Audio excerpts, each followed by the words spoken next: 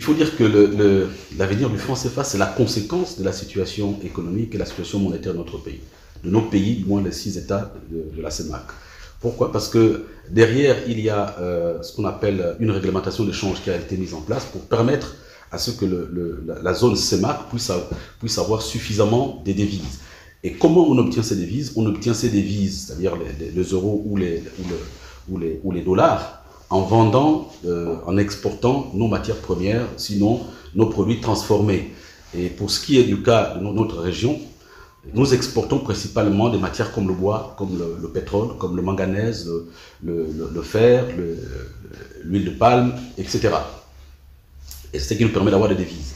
Et ces devises nous permettent par la suite de racheter des produits pharmaceutiques, des produits alimentaires, des produits pétroliers, ce qui est curieux pour notre sous-région, parce que notre sous-région est une sous-région où la plupart des pays sont producteurs de pétrole. Donc l'idée derrière, pour conforter cette union monétaire au niveau de l'Afrique centrale, il faut renflouer les devises. Donc il y a deux approches qui ont été mises en place. C'est d'abord faire en sorte que les sociétés extractives, donc les sociétés de minerais et les sociétés pétrolières, puissent garder au niveau de la CEMAC une bonne partie de ce qu'on appelle les provisions pour remise en état des sites.